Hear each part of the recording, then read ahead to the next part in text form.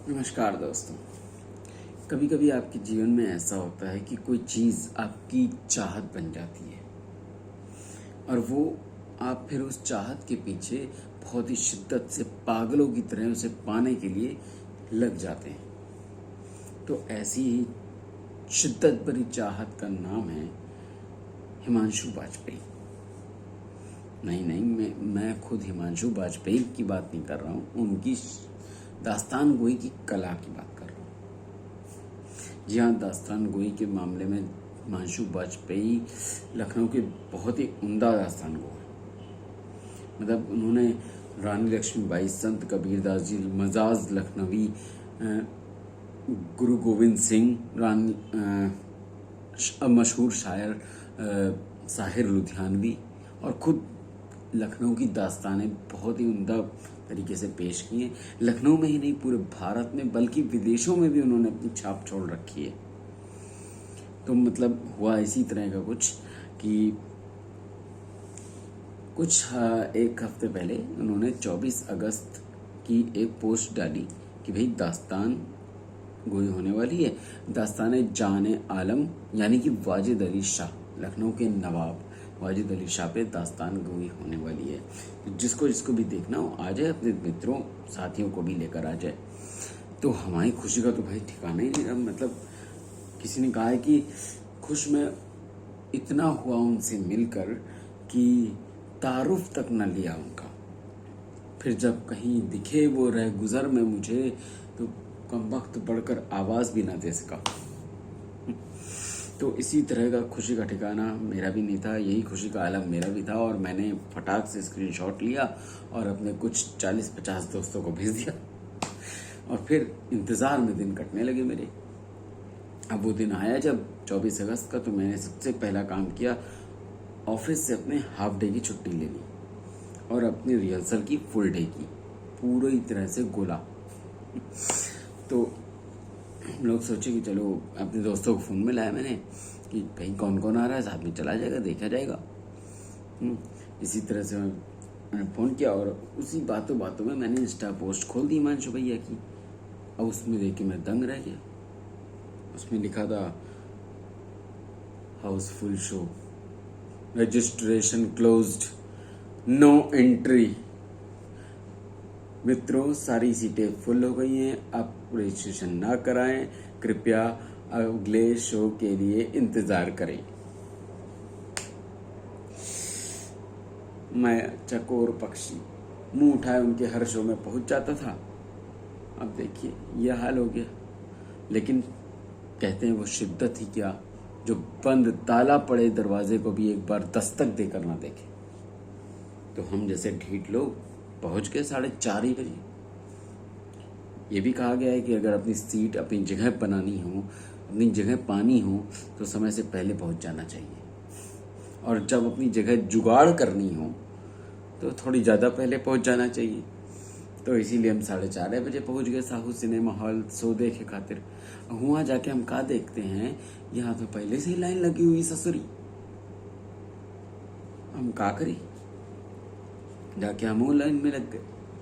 अब भाई साहब इतने आला दर्जे के इनके ऑडियंस, मतलब गनर, बॉडीगार्ड सब लेके पहुंच गए रिसेप्शन पे। भाई साहब एक वहाँ जाके पूछताछ करने लगे, भैया नाटक कहाँ हो रहा है।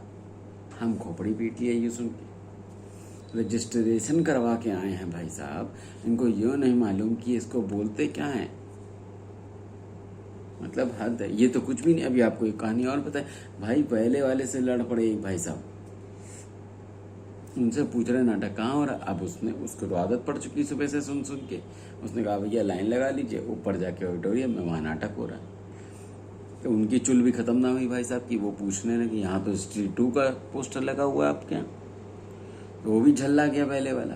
वो कहे उठा, भाई साहब एक बार बताइए, आप पोस्टर देखे खातिर आए हैं या नाटक, जाइए ऊपर देखिए जाके। इसी बीच में हड़कंप मच गया। हुआ ये कि किसी ने दूसरा दरवाज़ा, पैरेलल दरवाज़ा खोल दिया। अब वहाँ पे गार्ड लोग सारे बिजी हो गए उसी में, और इसी का फ़ायदा उठा के मैं धीरे से आगे बढ़ा और एक अंकल आंटी के पीछे चुपचाप खड़ा हो गया, जिन्होंने पहले से ही रजिस्ट्रेशन चेक करा रखा था अपना। अब गार्ड ने उससे पूछा कि भैया आप इधर ना जाइए, उधर जाइए, लेकिन कहने लगे अंकल कि वहाँ मैं रजिस्ट्रेशन चेक करा चुका हूँ, अब मेरे को ऊपर जाना है। कि ठीक है जाइए। उन्हीं के पीछे पीछे मैं भी धीरे से सरकता हुआ ऊपर पहुँच गया ऑडिटोरियम के दरवाजे पर। अब जैसे ही दरवाज़ा खोला मुझे ठंडी सी हवा आई और इसी के साथ एक बात याद आई कि मेरा दोस्त कहाँ है। देखा तो मेरा दोस्त पीछे खड़ा हुआ था, लाइन में लगा हुआ था, नीचे हो गई। मैंने सोचा कहाँ जाऊँ, मैं कैसे बुलाऊँ। मैं सीढ़ी उतर के थोड़ा सा नीचे उतरा और जाके देखा चुप्पे से वो लाइन में लगे हुए हैं, इंतज़ार कर रहे अपनी बारी का। मैंने हल्की सी आवाज़ में उनको आवाज़ दी, अपने मित्र को। उधर खड़े बाउंसर ने हमको जोर से आवाज़ दे दी और हम दोनों को उठा के लाइन में सबसे पीछे खड़ा कर दिया। हम दोनों ने एक दूसरे को देखा, उस बेइज्जती को जज्ब किया और वहाँ से रुखसती ले ली। वो कहते हैं ना कि निकलना खुल्द से आदम का सुनते आए हैं, लेकिन बहुत बेआबरू होकर तेरे कूचे से हम निकले। बहुत ही उदास मन से जाके साहू सिनेमा के अपोजिट वाली सड़क पे जाके खड़े हो गए और चकोर पक्षी की तरह निहारने लगे हम। तभी मेरे दोस्त पीछे से आया, बोला मैं यार यहाँ ना खड़े हो, बहुत ही खराब लगेगा, अच्छा नहीं लगता, चलो आगे चलते हैं। भाई जिस महफिल ने ठुकराया हमको क्यों उसको हम याद करें, आगे लम्हे बुला रहे हैं, आओ उनके साथ चलें। तो हम भी एक लखनऊ की एक पहचान जुबान को छोड़कर आगे बढ़ चले लखनऊ की दूसरी पहचान की तरफ और जाके बैठ गए दस्तरखान में।